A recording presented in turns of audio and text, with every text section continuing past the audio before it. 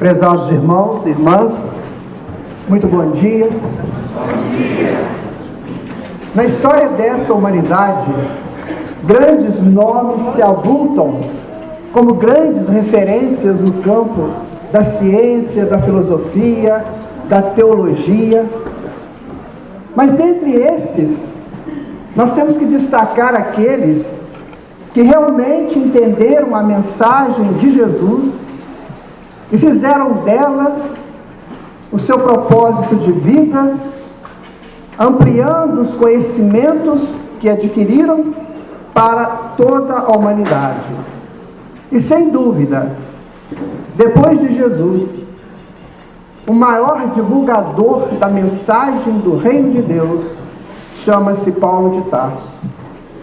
Um homem criado dentro da estrutura judaica, com todo o conhecimento da lei mosaica, com todo o conhecimento da história dos hebreus, que é uma história absurdamente rica, complexa, e ele sabia aquilo tudo e tinha à sua frente o trono dos sacerdotes para que ele assentasse e para que governasse com maestria e com todas as honras de um grande rabino.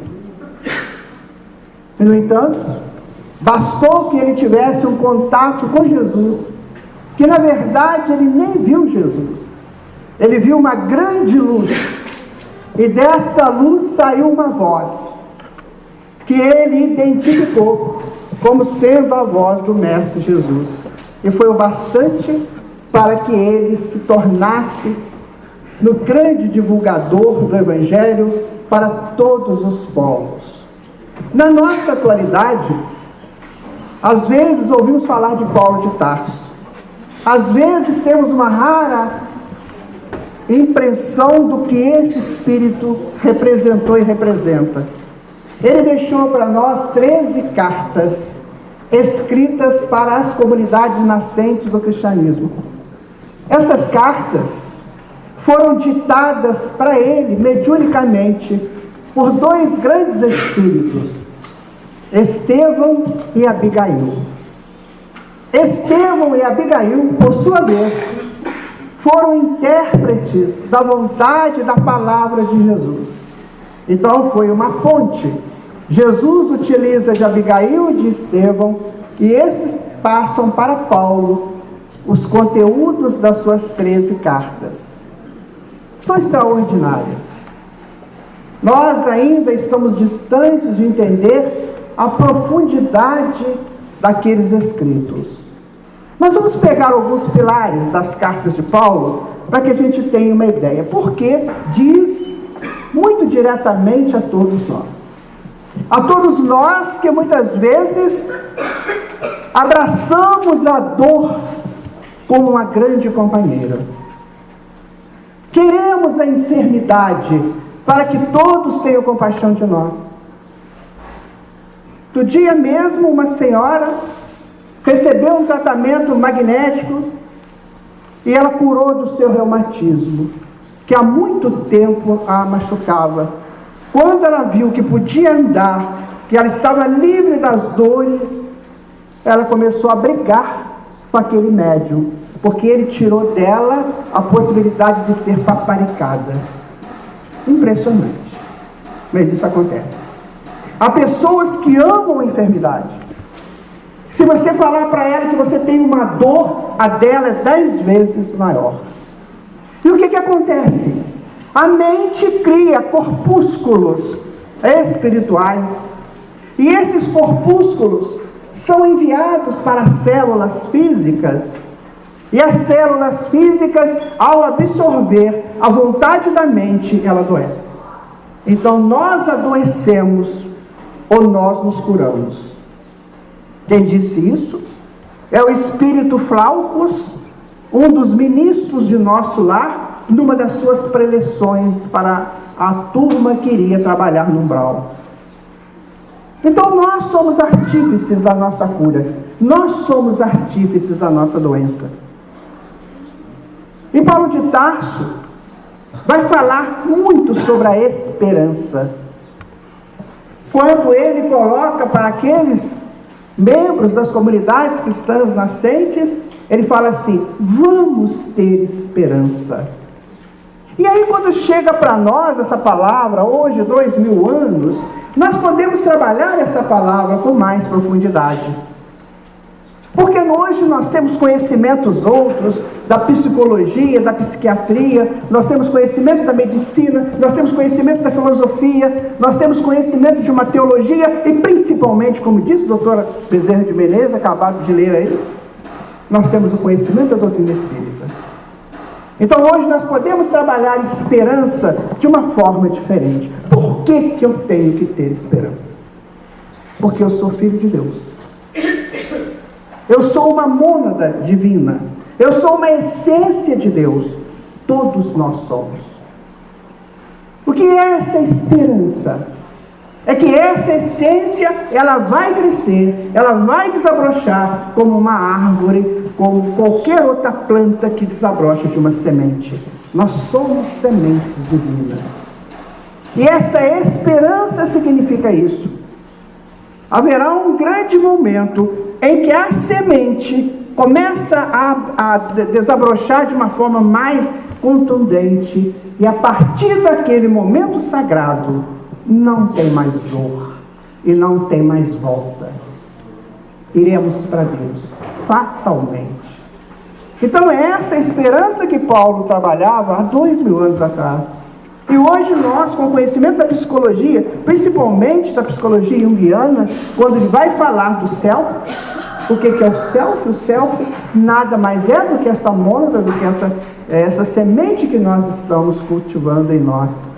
Mas enquanto adotarmos o pessimismo, a doença, enquanto adotarmos a dor, enquanto adotarmos o ciúme, o orgulho, o egoísmo e seus filhos, nós não vamos conseguir fazer essa semente desabrochar. Então Paulo propõe a esperança dinâmica. Porque muitas vezes as pessoas acham que esperança é você cruzar os braços e o céu me ajudará. Não, mas você tem que fazer a sua parte também. Então a proposta de Paulo é a esperança dinâmica. O que é a esperança dinâmica? É quando eu me coloco uma meta na minha vida. Eu quero chegar àquele posto. E eu começo a trabalhar para chegar naquele posto. Então, se eu quero ser um médico, por exemplo, na minha juventude, eu defino que quero ser um médico ou uma médica. O que eu tenho que fazer? Eu tenho que participar dos estudos da faculdade de medicina. Isto é a esperança. Para que eu alcance o posto e a profissão de médico ou de médica, eu tenho que me preparar. Então é essa esperança que Paulo de Tarso colocava para nós. A esperança dinâmica. Você quer isso? Quero. O universo vai te ajudar. Porque o universo, ele tem frequências para todos os tipos de vontade e de desejos. Para todos os tipos de desejos. Então, o que eu desejo, o universo tem frequência para isso. Basta que eu entre em contato com ele através da minha mente poderosa, que eu vou conseguir o que eu quero. Esta é a esperança dinâmica. Mas Paulo falava também da fé. Ele falava muito em esperança e fé. O que é esta fé? Alguém diz que a fé é a confiança de que alguma coisa vai acontecer para você. Mas é preciso aumentarmos, aprofundarmos um pouco essa questão de fé. A fé é, acima de tudo, a certeza do eu posso porque eu sou. Eu posso conseguir isso porque eu sou filho de Deus. Eu sou filha de Deus. E se eu sou filho ou filha de Deus, eu tenho o potencial de Deus em mim. Então a fé é essa absoluta certeza de que eu posso. Então nós tiramos aquela posição passiva da esperança de que alguém vai me ajudar e da fé de que alguém, principalmente Deus, vai me ajudar. Vão sim, com certeza vão, e Deus já nos ajuda o tempo todo, porque nesse instante que estamos aqui, só estamos aqui porque Ele está aqui. E ele está aqui como? Numa posição bem fácil de entendermos, doando o oxigênio que nós estamos respirando. Se taparmos o nosso nariz, a nossa respiração em 5 minutos, nós vamos lá para o Parque da Saudade. Então, a presença dele aqui se faz pelo ar que nós estamos respirando, senão não estaríamos aqui. Então, Paulo propõe essa esperança dinâmica. Eu quero, então eu vou trabalhar para isso. A esperança depende de uma atitude. E a atitude é, para o espírito, a mola propulsora dos seus avanços. Não tem jeito, meus irmãos. Não tem como desistirmos. Nós jamais morreremos. A física prova isso para nós. Uma energia criada, ela jamais se extingue, ela se transforma, mas não extingue. E nós chegamos a um nível de energia do mais alto possível neste planeta, que é a energia pensante. Então, nós jamais morreremos. Jamais. O ministro Flaubus, comentando na sua preleção, ele diz o seguinte: quem dera que um pouquinho mais da parcela da humanidade entendesse que não tem morte, que não existe isso. Entendesse que após a vida no corpo físico, o espírito vai continuar a existir e buscando os elementos que ele mais gosta. Então ele diz assim: no dia que a humanidade entender isso, ela será muito mais cuidadosa de si. Ela não vai brincar mais com a vida. Ela não vai brincar mais com o corpo físico. Ela não vai mais jogar o corpo físico em determinadas aventuras que se tornam deletérias para suas células. Ele vai entender que ele é o Senhor de trilhões de células que ele comanda. Quando nós estudamos embriologia ou citologia, nós ficamos impressionados como é possível aqueles, como diz André Luiz, animáculos domesticados, assim que ele conceitua a célula, como que aqueles bichinhos, tão pequenininhos, podem ser tão disciplinados. Mas são disciplinados porque obedecem à ordem do Espírito. E se o Espírito se torna inconsequente, o resultado vai se dar exatamente nas células. É como se um comandante, um general, desorientado, iria desorientar o seu exército. Então Flaubus fala isso. Quem dera que a humanidade pudesse entender assim. Pudesse entender que não brinque com a vida. Porque o corpo físico dura no máximo 90, 100 anos, isso vão muito longe. E daqui a pouquinho você perde o corpo. E você não sabe a hora que você vai perder o seu corpo, porque a necessidade evolutiva te manda entrar no corpo e sair do corpo. Isso faz parte da progressão espiritual. Mas Paulo de Tarso continua. Ele vai falar de uma tal misericórdia. Ô palavrinha terrível de entender. O que é a misericórdia? E muitas vezes a gente fica assim: misericórdia, meu Deus, misericórdia, meu Pai. Claro, temos que pedir sim, afinal de contas, nós necessitamos da misericórdia. Mas o que é a misericórdia? A misericórdia é quando alguém de fora nos ajuda. A misericórdia é quando o médico me atende e me dá o remédio que eu preciso, quando o médium me dá um passe, quando o professor me ensina uma matéria que eu não sei, quando eu estou numa situação complicada, alguém chega e me ajuda. Isso é misericórdia. Ou seja, é o bem que vem de fora de mim. Mas aí você fica pensando: Deus nos colocaria assim, tão necessitados uns dos outros? Nós precisamos uns dos outros para crescermos, mas não necessitados. E aí Paulo vai falar de uma outra palavra linda chamada a graça. O que é a graça? Essa é extraordinária.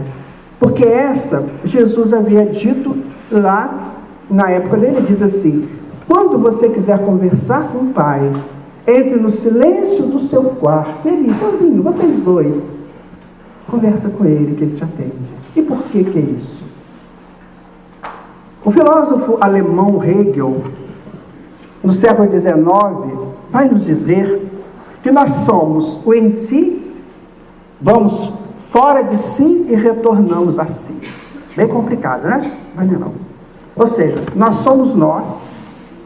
De repente eu saio e vou para outra experiência, como nós estamos fazendo aqui agora, e depois nós retornamos para dentro de nós.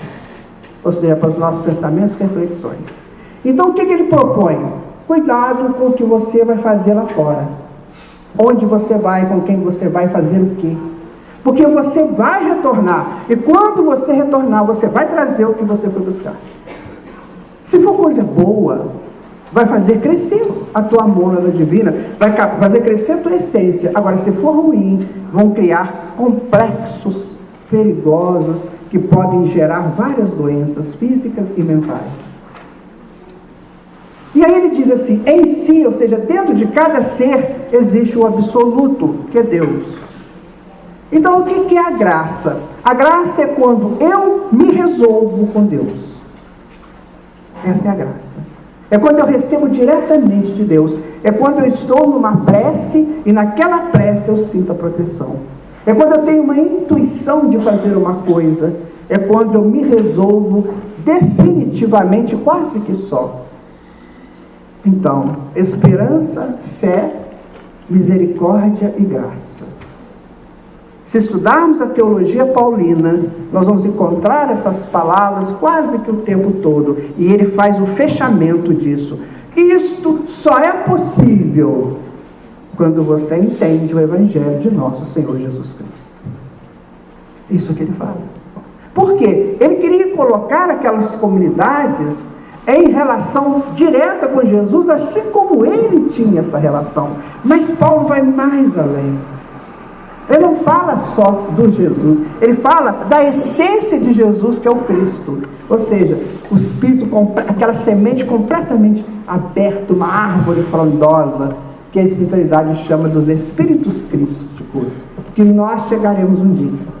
Como Jesus mesmo falou, podeis fazer o que eu faço e muito mais. Ou seja, chegaremos a essa função um dia, que é a função de Cristo, a função de criar galáxias, a função de criar universos, a função de gerenciar toda essa situação de matéria, energia e de gerenciar almas em evolução. Essa função são dos Cristos. Então, Paulo começa, ele nos introduz, começa com um ensaio para todos nós nesse processo ou nessa beleza do Cristo. Então ele diz, olha, esperança, fé, misericórdia e graça, você consegue no momento em que você começa a entender quem é o Cristo. O que Jesus veio fazer aqui. Porque até então, você vai ouvir falar de Jesus, vai até gostar de ouvir falar de Jesus, mas vai ficar na periferia dos estudos.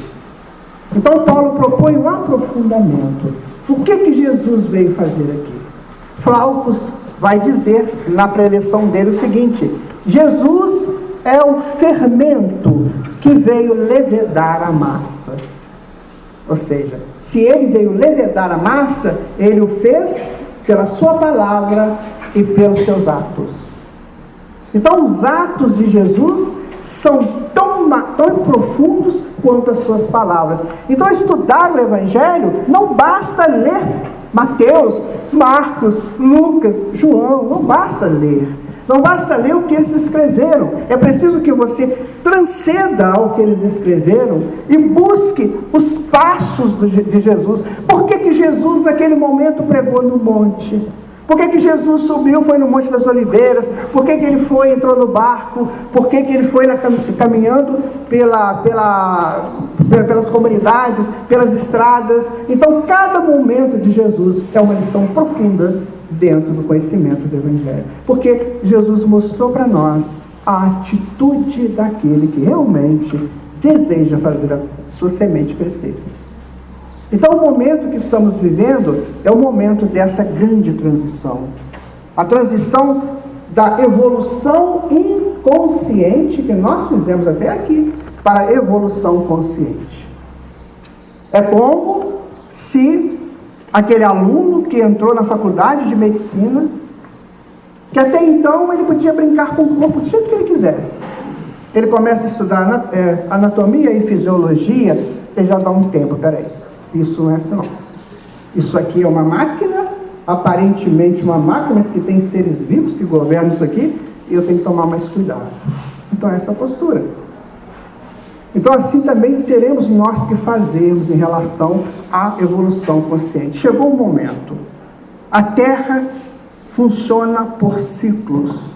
E o ciclo que está se abrindo para o planeta é o ciclo do entendimento do Evangelho de Jesus. Ou seja, vão habitar a Terra somente aqueles que desejarem estar em comunhão direta com Jesus. Quem que disse isso?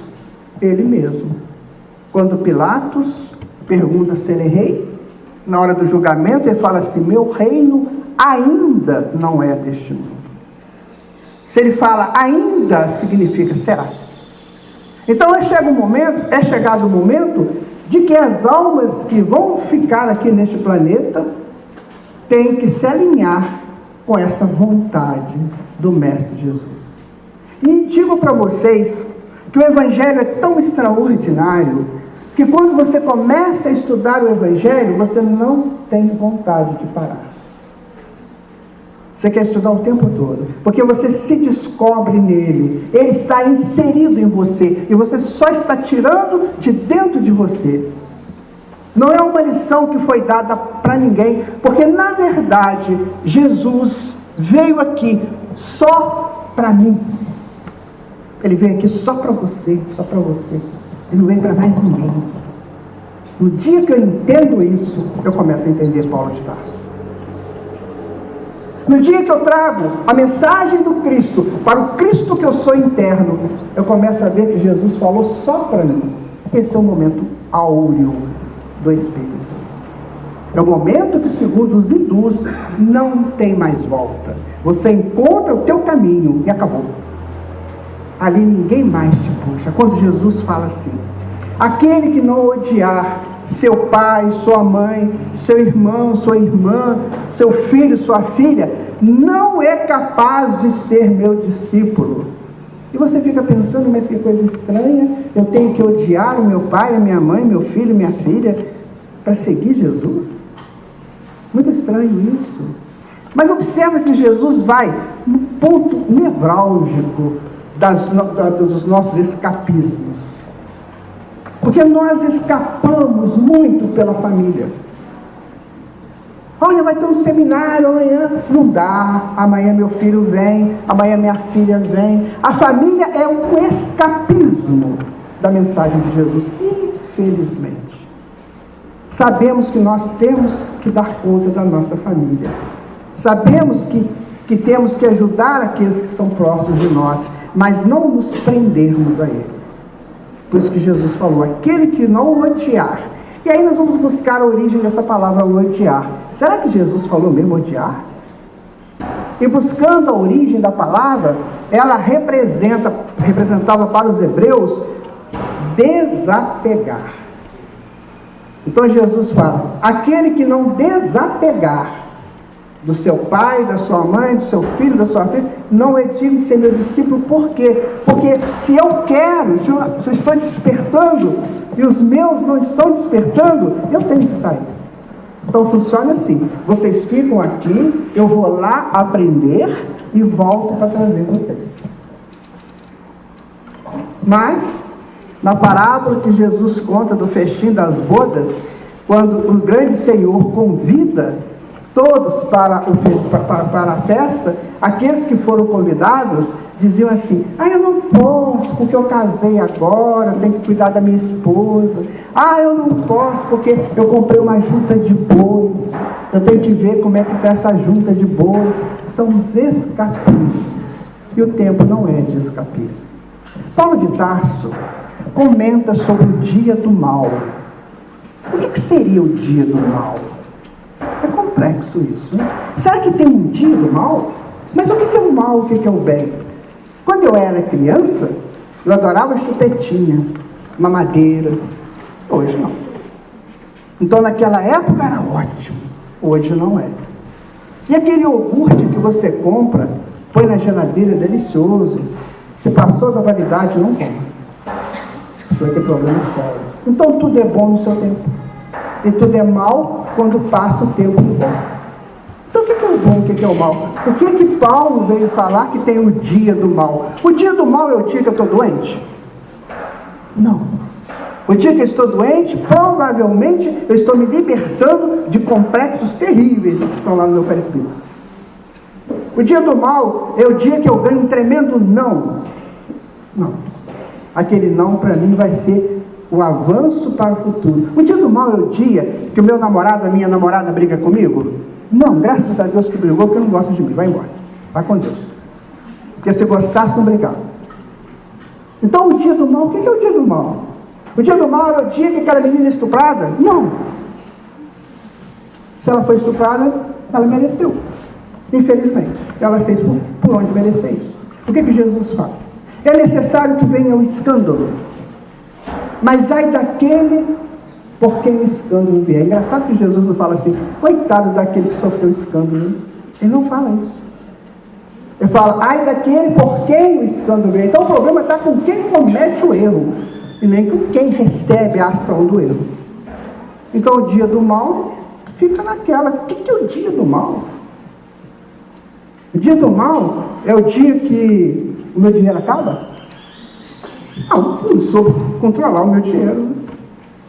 Então a gente começa a perceber que o dia do mal é muito difícil de você identificar qual é. Há coisas que nós damos como mal mesmo. Isto é mal, e não é mal. É o bem. Na verdade, é o grande bem. Flaubert vai dizer outra frase bem interessante. Ele fala assim, essa é profunda. Ele diz assim, na maioria das vezes, a justiça se faz através de uma aparente injustiça. Entendeu? Muitas vezes você acha que é uma injustiça, quando na verdade é a justiça de Deus. Só que nós não estamos acostumados com a justiça de Deus. A verdade, nós nem queremos saber o que é a justiça de Deus.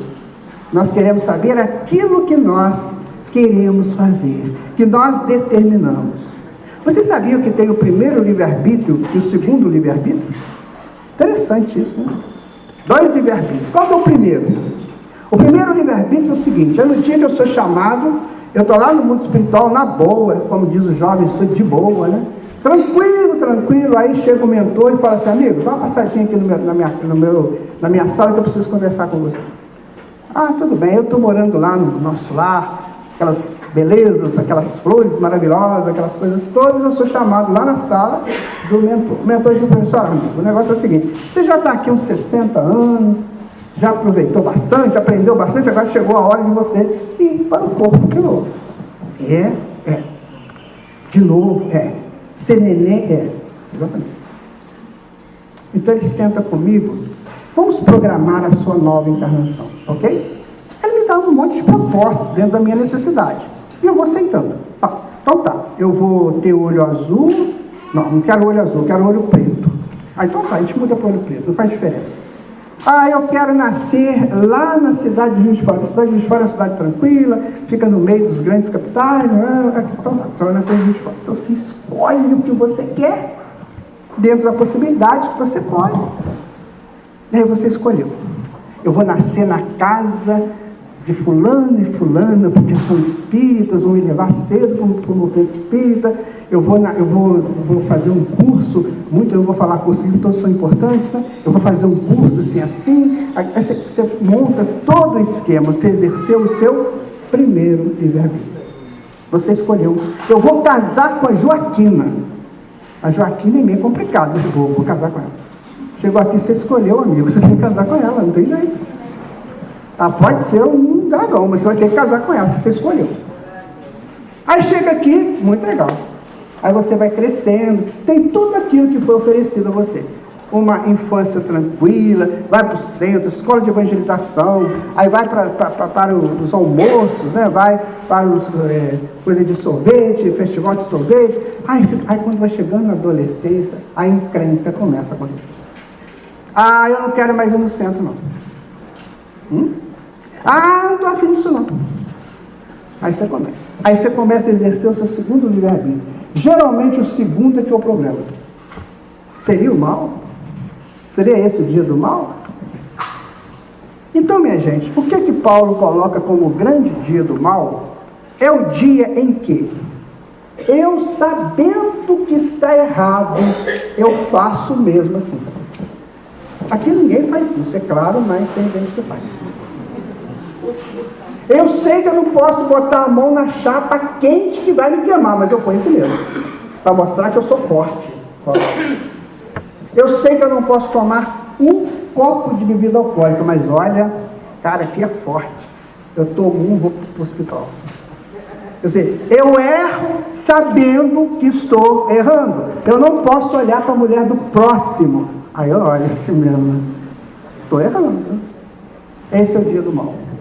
Sabe por que ele é o dia do mal? Porque ele vai gerar complexos em nós, em mim.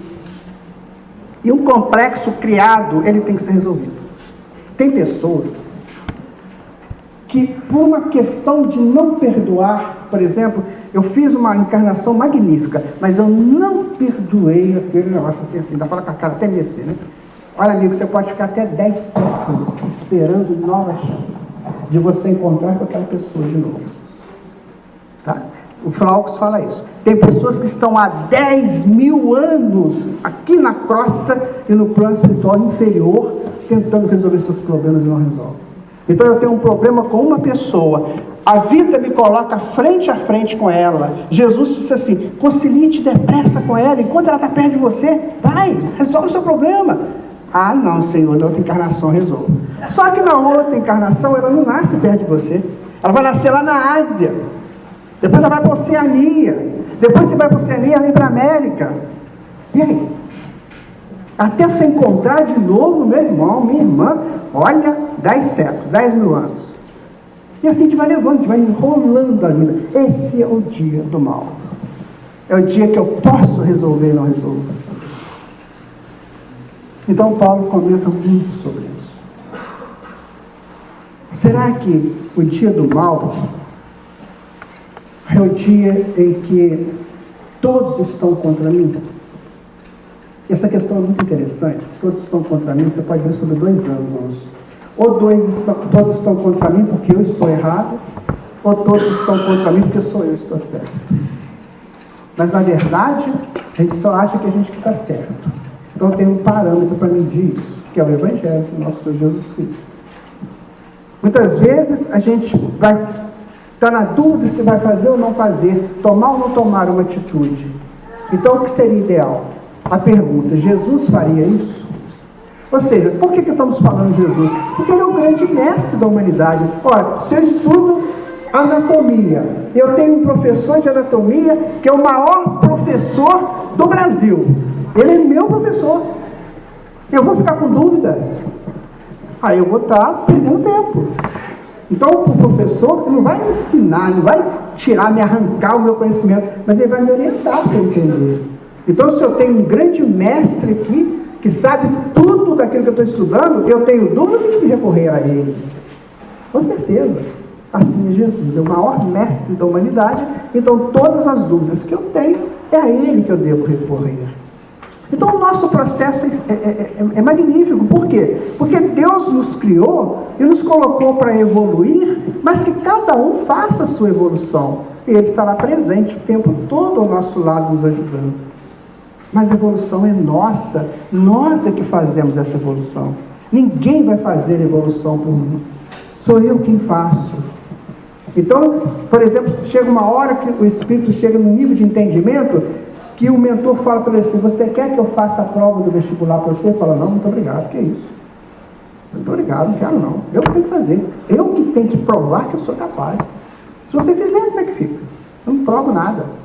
Então, aquele momento que o Espírito sente que ele é potência, e ele vai ter que entender.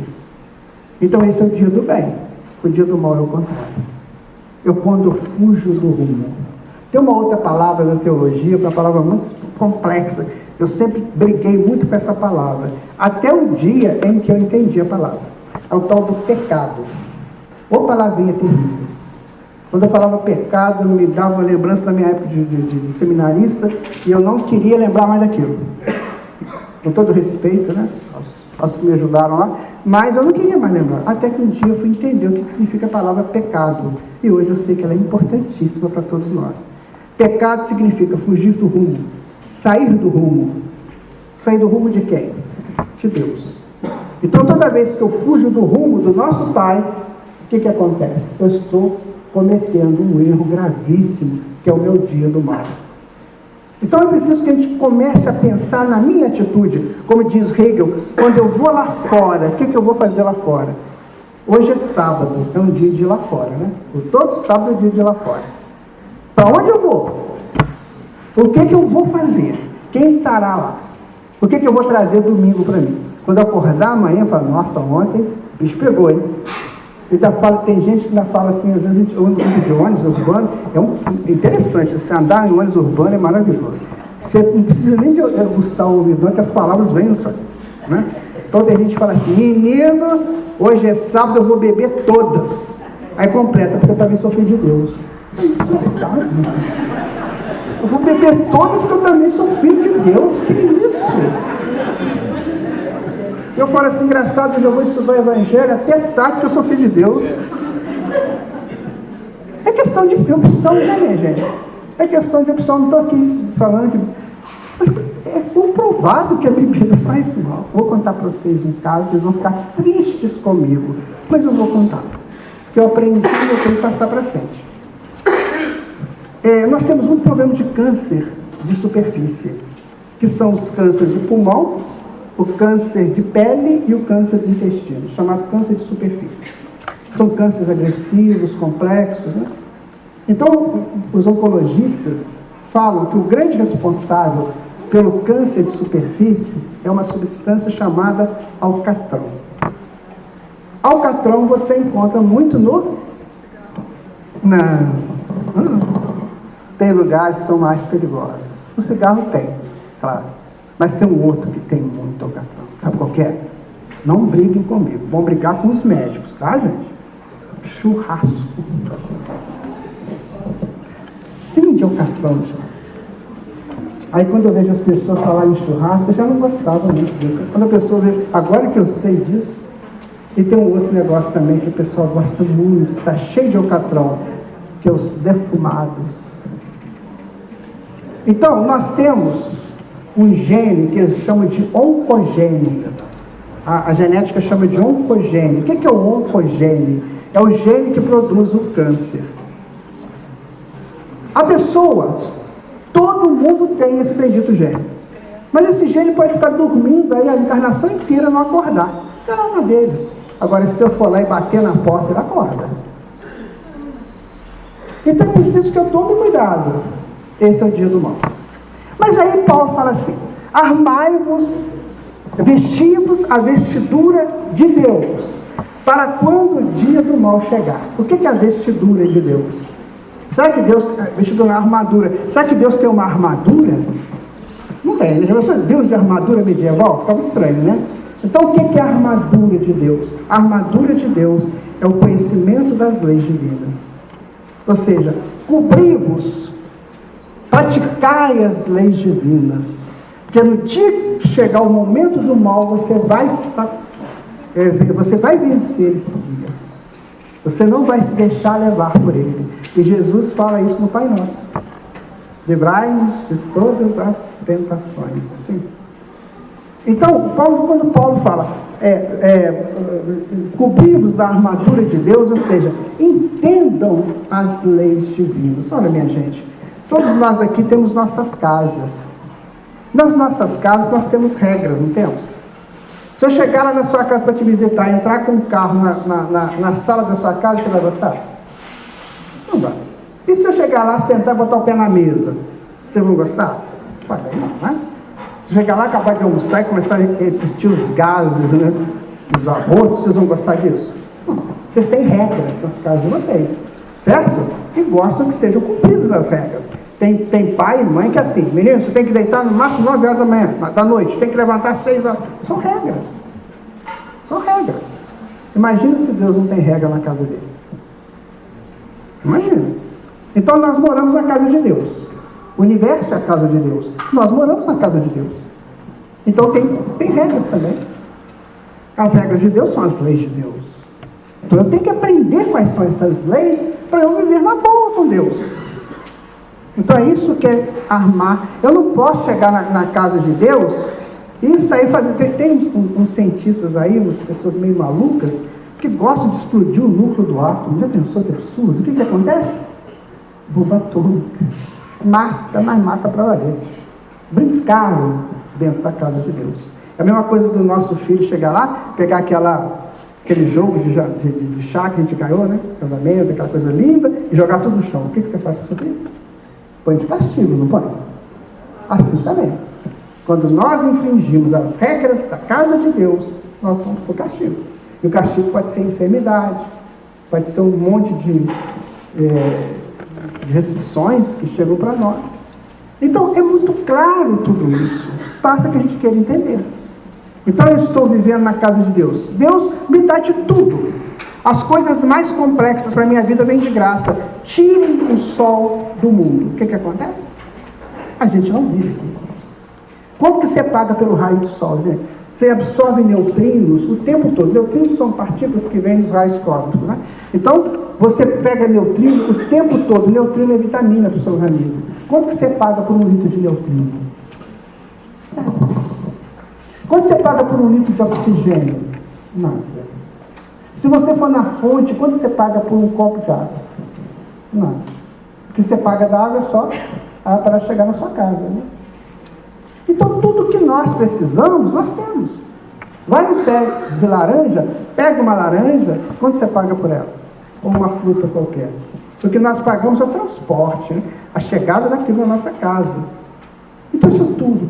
Eu quero saber qual é o homem que consegue fazer uma laranja. Para vocês terem uma ideia, só uma ideia, a constituição molecular da água são 2 átomos de hidrogênio e 1 de oxigênio. Qual foi o homem que fez isso? É fácil, gente. É 2 átomos de hidrogênio e de oxigênio, só colocar lá no laboratório e fazer água. Quem conseguiu fazer isso? Quem conseguiu fazer a casquinha do amendoim? Então nós temos que entender que nós estamos morando na casa de Deus e que ela é perfeita. Quem conseguiu fazer a flor? Não é essa flor artificial, flor mesmo, natural, tem perfumes. Quem conseguiu fazer? Então nós moramos na casa de Deus. E o Paulo fala assim, olha, vestidos da armadura de Deus, ou seja, do conhecimento de Deus através das suas leis, porque o dia do mal vai chegar. Nós ainda somos espíritos em processo de ajuste com a razão, então o dia do mal vai chegar, isso é natural, chega toda hora. E aí naquele dia, quando o mal chegar, porque ele é necessário, você sai fortalecido dele. Você vence o mal. Esse é o texto. Vestimos da armadura de Deus, para quando o dia do mal chegar, você sair fortalecido dele. Está em Efésios, capítulo 6, versículo 13. É lindo isso. Então todos nós erramos, com certeza. O errar não tem problema. Errar faz parte do aprendizado. É quando eu vou fazer um cálculo qualquer de matemática, ou uma oração lá em português, ou um estudo de ciência, eu vou errar, porque eu ainda não sei, eu estou aprendendo. Agora, depois que eu sei, eu fizer errado, aí erro grave. Não é erro do aprendizado, é erro da má vontade. Então é este que Paulo fala, é isso que gera o dia do mal. Então observem que nós temos tudo nas mãos. É só questão de termos interesse de estudar essas coisas. É questão de, quando chegar o domingo, e nós nos reunirmos para uma conversa, colocarmos esses assuntos em pauta. Por isso que a espiritualidade nos convida e nos orienta a fazer o culto do lar. Porque é quando você reúne a família para conversar assunto sério. Quantas vezes nós nos reunimos, minha gente, para falar coisas desnecessárias? Quantas? Tudo bem, foi bom até aqui, sociabilizamos por isso, mas agora não. Agora o mundo, o novo ciclo do planeta exige isso. Certa feita, eu fui tirado do corpo para assistir uma aula no plano espiritual. Então foi uma aula sensacional. a professora que deu a aula, ela estava falando sobre corpúsculos oculares. Eu só ouvi falar essa palavra na ciência há pouco. Então ela deu uma aula de corpúsculos oculares. Como que você pega uma imagem, o olho pega a imagem, manda para o cérebro transforma uma informação que você entende. Então ela fala que é por corpúsculos, é um estudo complexo. Eu assisti na aula, assim, meio que quando a gente vai numa aula dessa, que eu tinha encarnado, a gente fica meio fora do eixo dos desencarnados. Todos os desencarnados estão flutuando na aula, a gente fica meio assim, meio preocupado, não sei. Bom, quando terminou a aula, ela falou assim, 10 minutos de descanso. Porque lá é assim, tá, gente? Lá não é meia hora, 1 hora, 10 minutos. 10 minutos de descanso. Aí que a aula ficou legal. Por quê? Porque eu vi a hora que eles saíram para um pátio. Eram meninos e meninas, jovens, todos eles. E aí eles saíram para o pátio e eu fui ver o que eles estavam falando. Discutindo a aula. Ninguém falou bobagem. Você entendeu aquela hora que ela falou assim? Todo mundo, sabe, assim, fechado no estudo. Voltam para a sala de aula, voltam com muito mais condições. Aí eu me lembrava, quando eu era garoto, tinha 7, 8 anos, eu tinha uma tia, e ela era professora, se chamava de professora leiga, porque não tinha o curso de pedagogia, né? Professora leiga. O que ela fazia na hora do intervalo, na hora do recreio? Ela deixava a gente merendar, depois ela reunia a gente numa roda e punha um no meio. Esse do meio pegava a bola e tampava para quem ele quiser. Então ele pegava a bola e falava assim, 7 vezes 1. A pessoa respondia mandando a bola, 7. Ela fazia o recreio dirigido, gente, uma senhora tão simples. Em 1960 fazia isso que a espiritualidade faz. E o que nós fazemos nos nossos intervalos? É uma falação danada, né? Que ninguém entende ninguém. Então chega o momento de vestirmos da armadura de Deus. Chegou a hora de a gente começar a conversar coisas de Deus. Como é que funciona mesmo essa tal história de física quântica? O que é isso mesmo? Você pode me explicar? Porque a física quântica você pode falar para criança, para meninos, meninas, para adultos e para velhos, né? Você pode falar para ignorantes e para intelectuais. Ela tem esse leque todo. Como é que é esse negócio de física quântica? Como é que é esse negócio do observador modifica o fato observado? Me explica isso. A pessoa que sabe explica isso com uma palavra, ele explica, você entende. Então eu tenho que começar a interessar por essas coisas. Interessar por essas coisas que dinamizam o espírito para a sua total libertação das enfermidades. Porque até lá nós vamos ficar enfermos, doentes, machucados, vitimados. Não é isso. Deus não nos criou para isso. Observe que Jesus se referiu a Deus de 3 maneiras. Ele falava, Pai Nosso, ou seja, quando ele colocava Deus como Pai de todos nós, certo? Depois ele falava, Vosso Pai, porque ele colocava Deus como cada um concebia. Depois ele colocava, Meu Pai, que era a concepção dele de Deus. Viu como é que Jesus fez a escala certinha? Então, existe o mesmo Deus, mas cada um percebe esse Deus da forma com que ele é possível perceber. Então, se eu tenho essa minha maneira particular, singular, de perceber Deus, o que eu preciso fazer? Dinamizar essa percepção, ampliar esse campo de visão. É isso que nós precisamos fazer, nos interessarmos por isso. Existe um livro, minha gente, é um livro que eu nunca falei nele aqui, mas se vocês tiverem interesse de começar a se sociabilizar com Deus, vale a pena ler. O livro chama-se O Grande Enigma. O espírito é Leon Denis. Quem foi Leon Denis? Aliás, quem escreveu o livro, Leon Denis era encarnado na época. Quem que escreveu o livro foi Leon Denis. Leon Denis foi um filósofo contemporâneo de Kardec, mas Kardec já estava com 50, quase 60 anos, Leon Denis estava com 18. E Leon Denis era o plano B. Se Allan Kardec falhasse, Leon Denis assumiria a codificação da doutrina, certo? Então, eles vieram próximos, mas se um falhar, o outro faria. Então, Leon Denis é um espírito, assim, incalculável no seu conteúdo, né, filosófico, científico. Então, ele escreveu vários livros. Esse, O Grande Enigma, ele nos coloca frente a frente com Deus, através do nosso dia a dia. Vale a pena ler. Ele tem o último capítulo do livro, ele fala que todos os globos que rolam no universo geram uma sinfonia. Lançou-se agora, em outubro, um livro de uma escritora dos Estados Unidos chamada Melodia Cósmica, que ela mostra como é que essa melodia surge. Ou seja, ele já falava isso lá em 1860, 70, agora que a ciência chegou. Então vale a pena ler esses livros. Vale a pena interessar por isso, porque isso está dizendo diretamente comigo. Por isso que quando você começa a estudar o Evangelho, você não quer parar mais, porque está mexendo com você, a tua essência que está sendo pesquisada, é você se pesquisando, é você se dinamizando. Esse é o Evangelho de Jesus. Então, meu gente, vamos buscar a armadura de Deus, para quando o momento, o dia do mal chegar, o dia que eu sei que vou errar, estou errando, mas sei que vou errar, porque aquele erro, aquilo eu não posso fazer mais. Então, se chegar aquele momento, eu sair vitorioso, para conseguir vencer. Graças a Deus, venci mais essa. E no momento que você vence, você se imuniza daquilo. Não é assim que a vacina faz com a gente? No momento que você vence a tentação do erro, você se imuniza, você se fortalece. Ela não vai mais te pegar, porque você já está fortalecido nela. Muito obrigado pela atenção de vocês, um bom dia, muita paz para todos vocês.